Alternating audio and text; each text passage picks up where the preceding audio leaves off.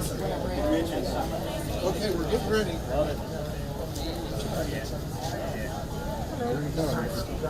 So after he's done talking and he's taking questions, he needs to go over to the phone.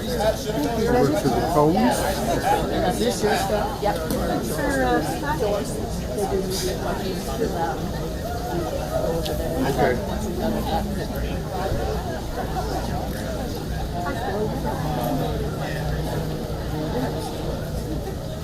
I invite him to come back for my day. He was in Minnesota this morning. I saw him.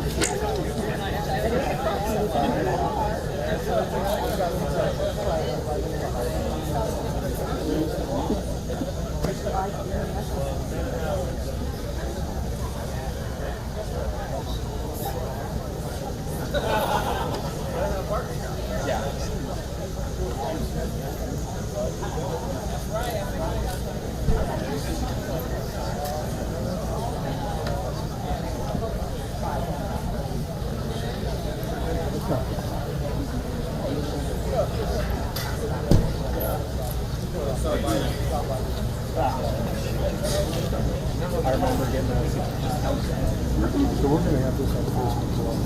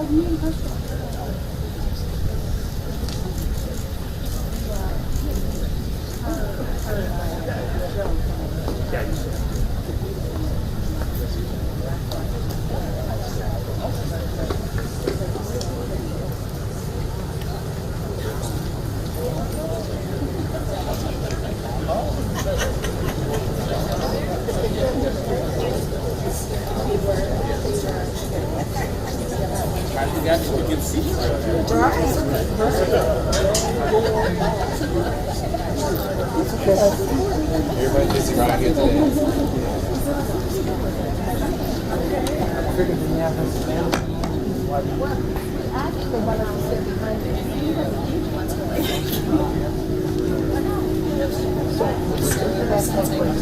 Are we supposed to sit? He said stand or sit, so. He's gonna be This gentleman here was trying to.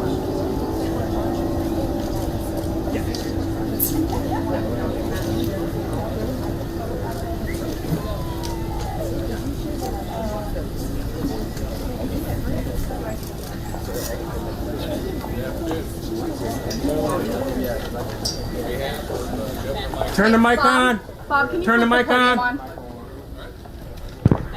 Good afternoon. I'll start again. All right. Can you hear me now? All right. On behalf of Governor Mike DeWine, Lieutenant Governor John Husted, and ODOT Director Jack Marchbanks, I'd like to welcome Secretary Buttigieg here, as well as all of you, to this historic announcement. I'm Bob Weaver. I'm the ODOT District 3 Deputy Director. Cover 8 counties here in north central Ohio, including Erie County. Since taking office, Governor Mike DeWine has been adamant that everything we do at ODOT focuses on improving safety as well as the quality of life for the people of Ohio. The US 6 Connectivity Corridor project does just that. It accomplishes both. It'll enhance community connectivity between the cities of Sandusky and the city of Huron by constructing a new multi-use path along the roadway, as well as improving portions of the roadway, and it'll also improve access to employment, healthcare, educational, and recreational opportunities. This project will replace 5 existing intersections with modern roundabouts, which will provide a safer and more continuous flow of traffic through the intersections as well as the corridor. And often these intersections are busy and with out-of-town tourists coming in, and are also a lot of traffic for people going to work and to school as well. The US 6 corridor is currently designated as a US bike route. The existing narrow shoulders make it difficult and treacherous for bicyclists today. By creating a new separated multi-use bike path, travel will be safer for bicyclists, pedestrians, as well as the motoring public. Additionally, work will include an extension of the Sandusky Bay pathway, which has a trailhead here at Shoreline Park. The multi-use path and extension of this Sandusky Bay pathway will provide access to Cedar Point Sports Center and provide countless opportunities to enjoy nature through kayaking, canoeing, bird watching, and more. The biggest roadblock to any project is funding. So I'd like to thank all of our local partners for their support, as well as Secretary Buttigieg and our federal partners, because without your support, this project would not be possible. Now we can begin work with public involvement, design, and roll into construction in 2026, with the project hopefully completing in the fall of 2027. Again, thank you all who have supported this project, and to the United States Department of Transportation for the grant.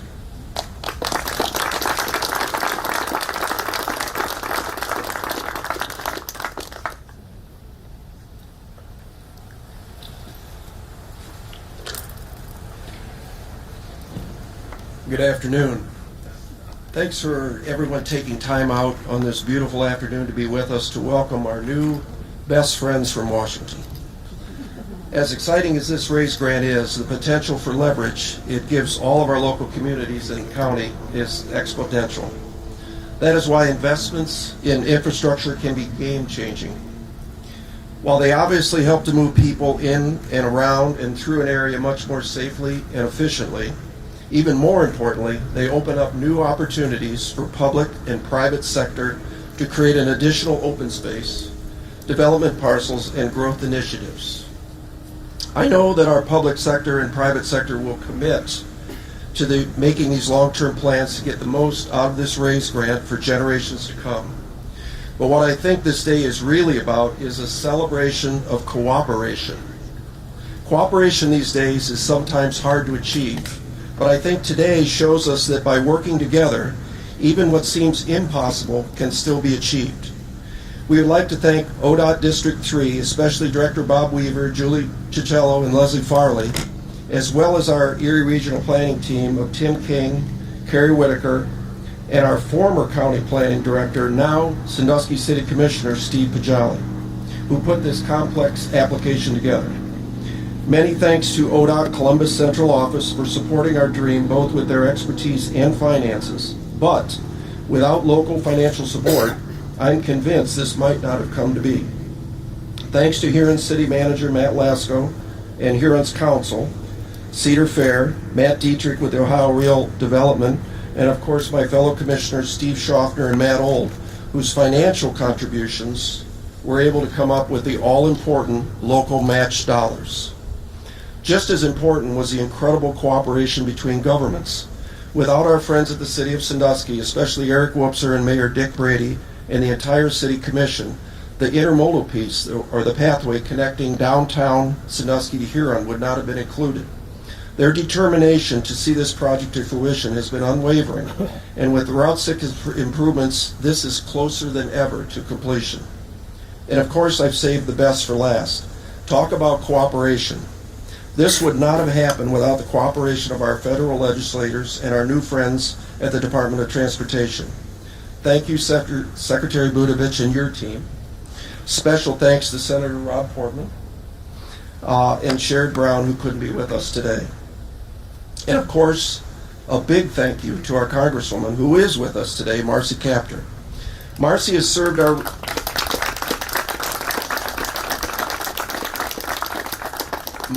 served our region with amazing passion for over 35 years. That longevity is amazing because her job is not easy having to deal with people like me. Her leadership, and those of you that know me, that's why you're laughing, but her leadership in so many key areas keeps demonstrating itself time and time again. And with that, it's my great pleasure to introduce Marcy Kaptur.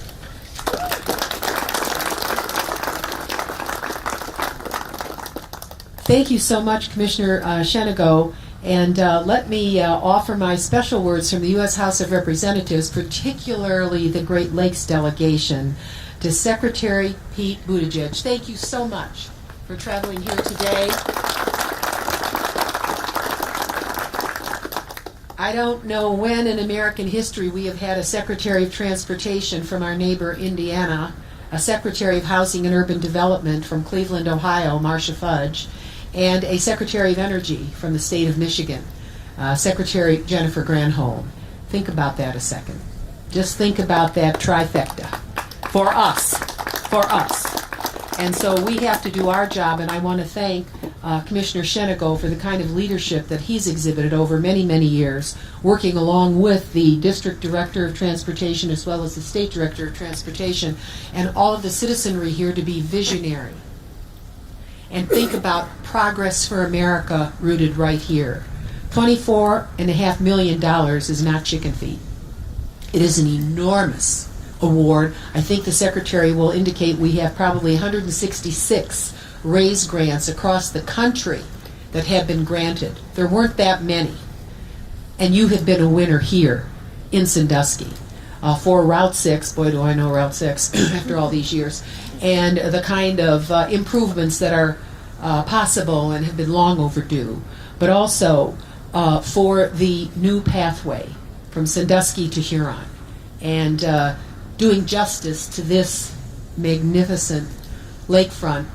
Secretary Buttigieg well knows the southern rim of Lake Michigan. Well, here we have the southern rim of Lake Erie, the warmest beaches, the warmest parts of the Great Lake, the most fragile. And I see Senator Portman has his Lake Erie hat on. I know how much he loves the wildlife refuges and the conservation movement up here in this part of the state.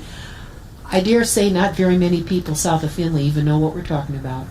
But you do, and we've appreciated your cooperation these many years. I'm going to grab him up here to the microphone just for a second, because I want to prove to the public that though we don't vote alike 100% of the time, somehow we're part of a coalition that has found a big middle in the country, and we better keep finding it for the sake of the nation.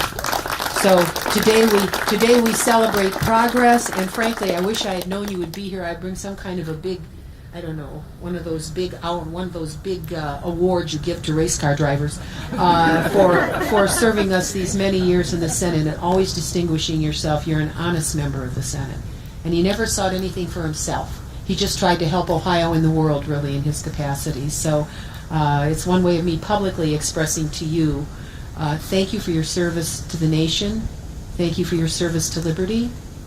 Thank you for your service to Ohio and for never forgetting those of us, even though you come from way down in the Ohio River watershed, for those of us up here on the Great Lakes. You never forgot us, Senator. You never did. Thank you very, very much.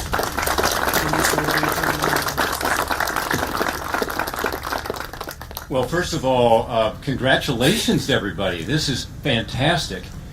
As Marcy Capter said, well, these are very competitive grants. Right, Mr. Secretary? That's right. So he's happy to be here because he's with some happy folks today, but he made thousands of others unhappy because your application was so awesome. And I think it was good for a number of reasons, and you've heard about some of that today. Pat just talked about it some, but it's about collaboration, isn't it? So it's about everybody coming together and deciding we're going to get this done, even though it might not be the perfect proposal, for the county, for Erie County, or for Sandusky itself, or for Norfolk Southern, or for other private actors in this. But the goal was to get something done. And $24+ million is a significant investment in our future. The pathways we're on right now, the bike paths is part of it. We didn't get everything we wanted there, frankly, so we can come back for more later. But in terms of the basic Route 6 improvements and to deal with the real issue of tourism being so important to this area and the congestion and the concerns and the safety concerns with regard to Route 6, this was incredibly important. So to all the communities who were involved at every level, congratulations. I was the Republican negotiator on the infrastructure package. And one thing we wanted to do was to increase these kinds of grants, called race grants, because they are so flexible. And I assume the Secretary likes them too, because of that, because you can use them for various things, including pathways, including connecting to the new causeway going up to Cedar Point, including highways, different kinds of infrastructure. So I'm really pleased to see that increase in funding is being used in such an appropriate way here in Ohio. As was said earlier, this was also an effort that ODOT was very involved with, and Bob, congratulations to you. We are privileged to have with us today two members of the governor's cabinet. One is Jack Marchbanks, who's standing right behind me here. And Jack comes through time and time again. Projects all around the state. We tend to find ourselves together these days because he's a doer. He really gets it done. I know he was pushing Bob really hard for this project. But second, we have Mary Mertz with us today. Mary, where are you? Okay. Mary is head of the Ohio Department of Natural Resources, ODNR, and she was in that helicopter that went by a moment ago with me looking, as Congressman Capser said, looking at some of the sites along the lake here where we have also brought federal funds in, but working with the local communities made them into public, private, local, state, and federal projects. And this is through the Great Lakes Restoration Initiative, GLRI. And as you know, this bay's had its issues with the algal blooms, invasive species, and so some of these projects are going to be really important to dealing with that and dealing with pollution in general. So today we're kind of on a tour looking at how some of this federal money is being used, and it's really exciting. Marcy Capter has been a champion for this in the House. And we've been able to keep it nonpartisan and to really help the lake. We had another $1 billion put into these projects through the Great Lakes Restoration Initiative in the infrastructure legislation, and now we're seeing again the results of that and how this will make a big difference for our area. So the pathway and the Route 6 improvements are exactly what is needed right now. We're excited about it, and we appreciate you, Mr. Secretary, being here to announce this, and most importantly for you taking a careful look at it, and with all the other projects you had, deciding that this was a high priority for you and for the country. We think you made a good decision. We're going to prove you right. Next time you come out, you'll see the results of it. With that, please welcome, all the way from Washington, D.C., he probably came in a jet, not a helicopter, but our Secretary of Transportation, Pete Buttigieg.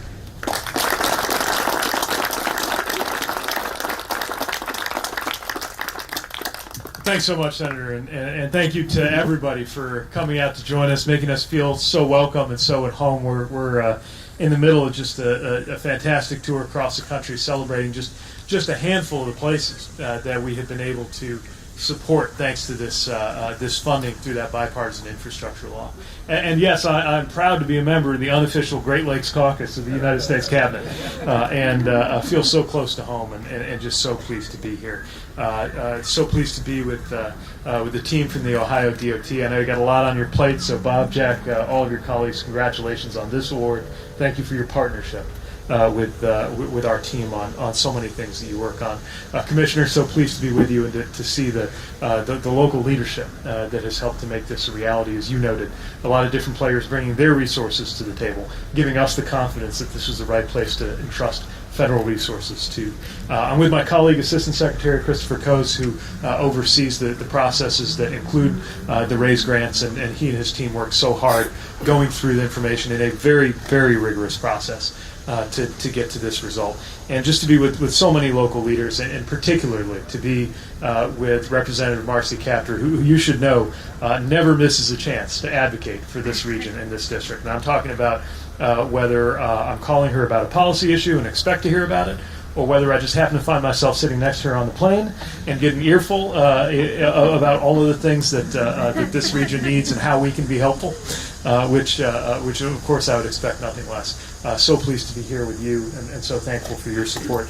Senator Portman, thank you so much for your bipartisan leadership in getting this bipartisan infrastructure law done.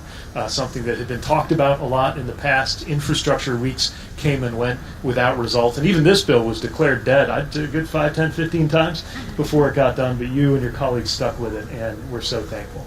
Just want to make sure everybody understands there is a direct connection, a direct cause and effect connection between the legislation that Senator Portman helped to negotiate, that Senator Brown supported, that Representative Kaptur supported, that the President signed, and the announcement we're making here today. We are here because we are now at the point where we can put these resources to work, and we're thrilled to be doing it. We know that this law is going to make such a big difference for so many people across Ohio and across the country.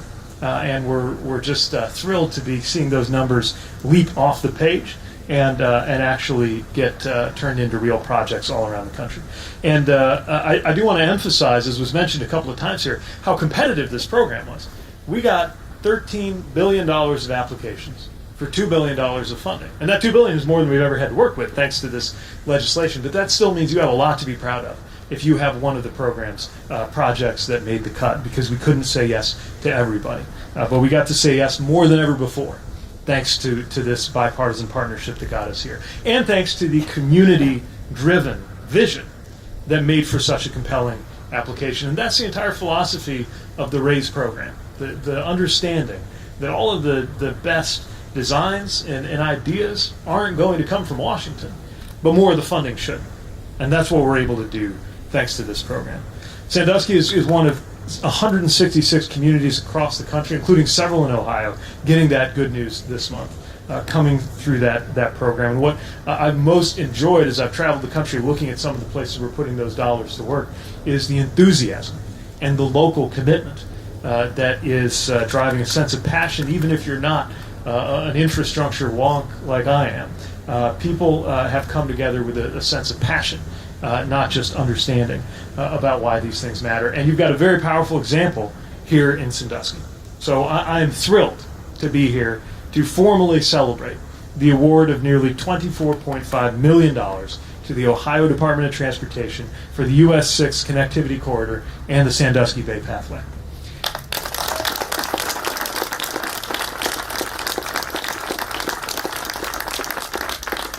This is a corridor that is critically essential to the local and state economy, and this funding is going to go toward replacing dangerous intersections with roundabouts, installing part of the Sandusky Bay Pathway, creating a walking and biking path along US 6 and Rye Beach Road. There's so many people who rely on this corridor every year. Commuters heading to work, Tourists and locals alike going to Cedar Point. I've had some fun explaining to my non-Midwestern friends what Cedar Point is and why it matters so much. Families visiting nature preserves with kids on the weekend. And yet for too long that journey has been more difficult and more dangerous than it ought to be. Some 55 trains pass by here every day on tracks that run just a stone's throw from the road. And it's a corridor that unfortunately has some of the most dangerous rail crossings in the entire state, with too many deadly crashes and too many traffic jams. And this is a project that addresses all of those issues. And I can tell you from my experience at home, if you get on US 6 and drive about 3.5 hours, make 2 right turns, you'll be at the house I grew up in. And we started doing roundabouts in South Bend. They take a little getting used to, but we also know that they reduce serious crashes, injuries, and deaths.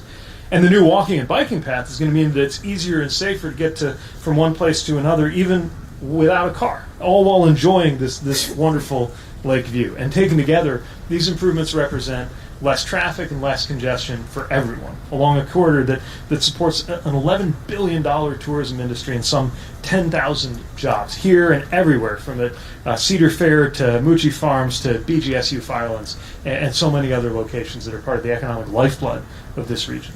So from the largest cities to the smallest communities, these grants are supporting people in every state and every part of the country. And as much as I'd love to walk you through the 166 projects, I promise to refrain from that. But I do want to give you a little bit of a feel. Right here in Ohio, we're also funding bike infrastructure to reconnect communities in Cincinnati, building a new car, bus, and bicycle corridor in Marietta, rebuilding rundown streets in Mansfield with better lighting and new curbs and safer crosswalks, and even investing in their pipes and sewer infrastructure.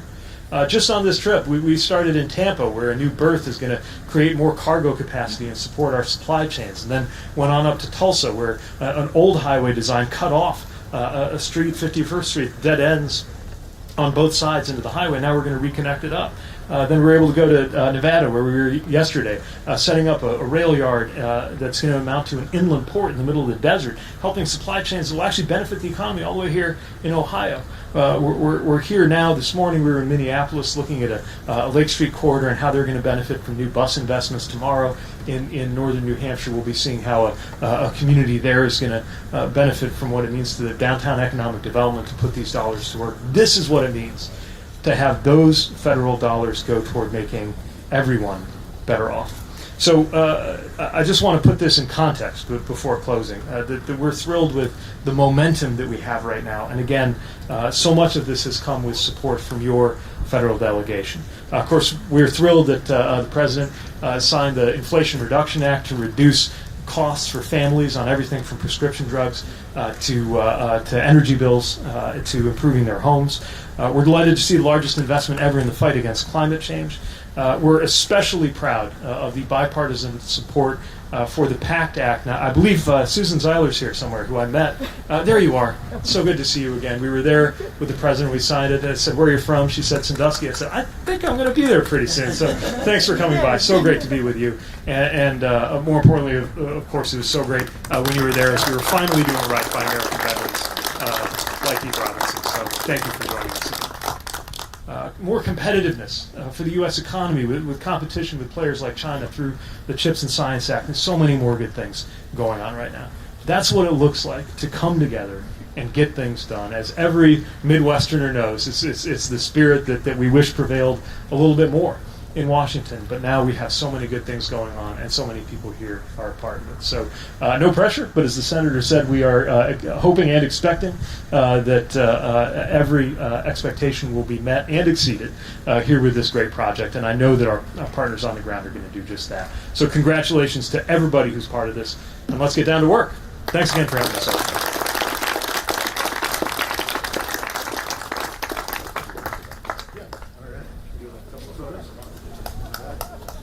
We decided not to be subtle about the.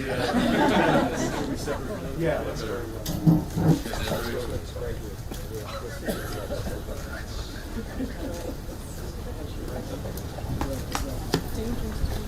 Yeah. Don't take the steps off.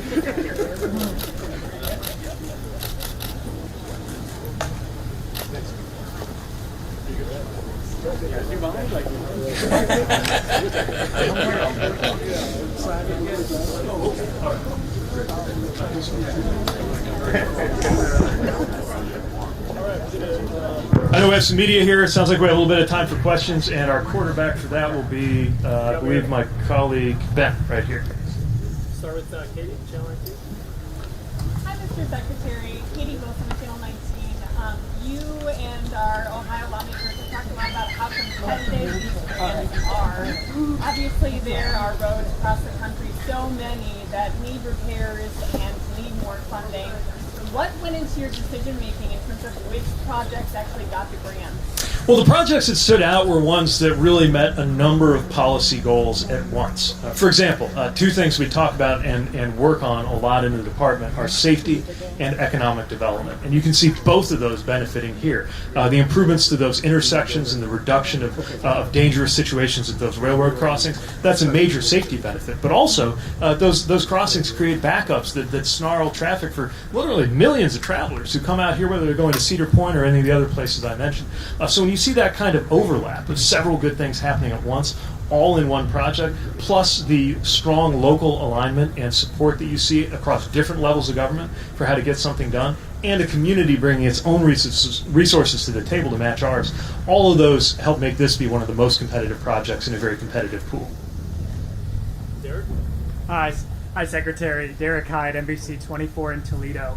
So, with 166 projects, you've been able to do some things in some pretty major cities like Tampa and Cincinnati.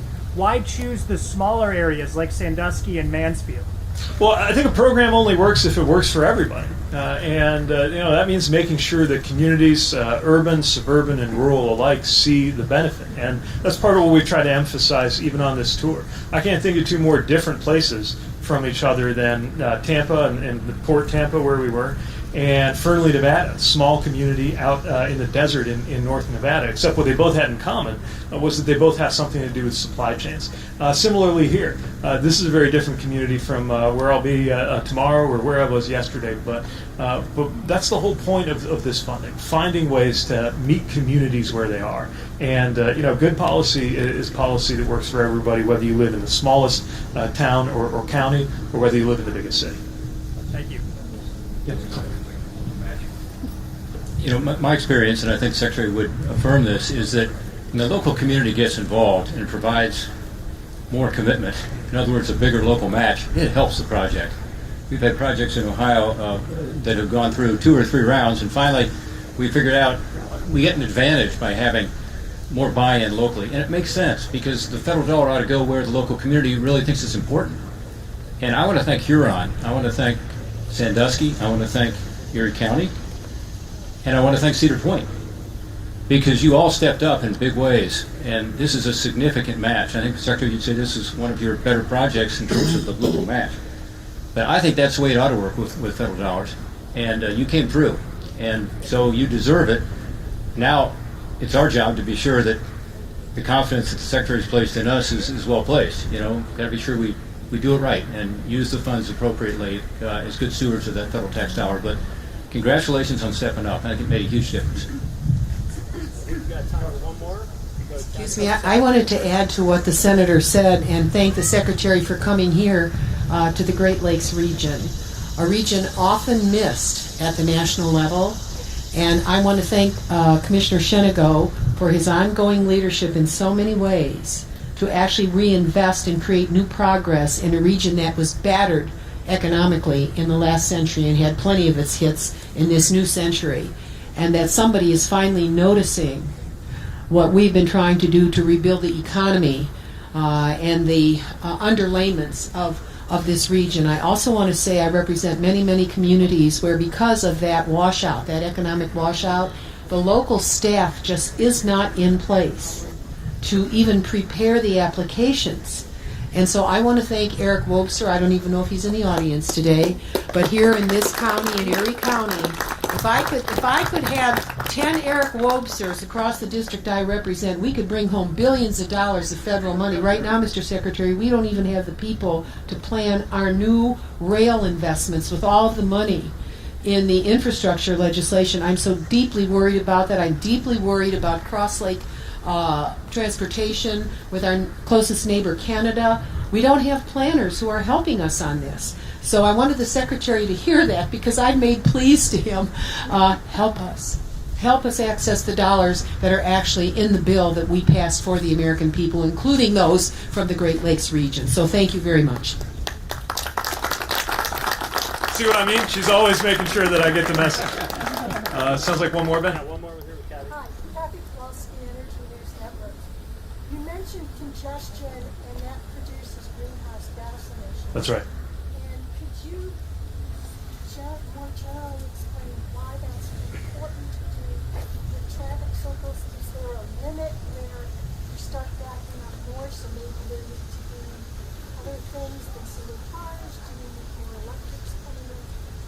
Just how is that Yeah. going to play out? Yeah, again, we love a project that has multiple benefits on multiple levels. And as you know, when you make improvements on congestion or some of these proven safety countermeasures like roundabouts, that also has a pollution and emissions benefit that's going to benefit the air quality in this region and, of course, going to benefit us in our race to fight climate change.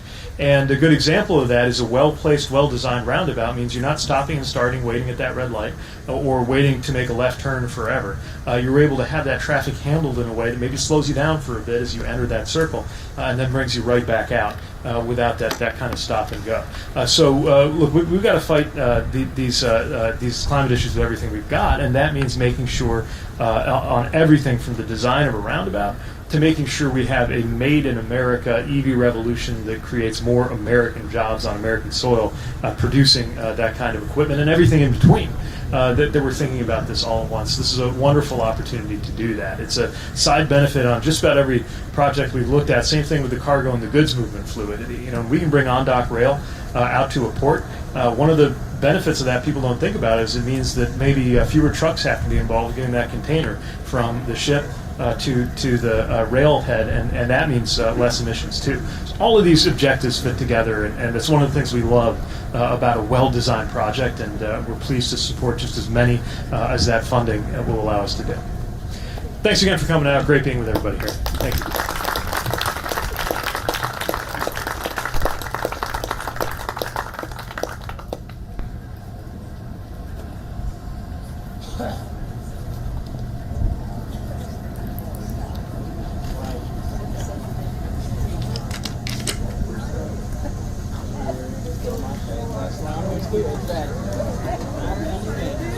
There we go. Well, you kind of have to.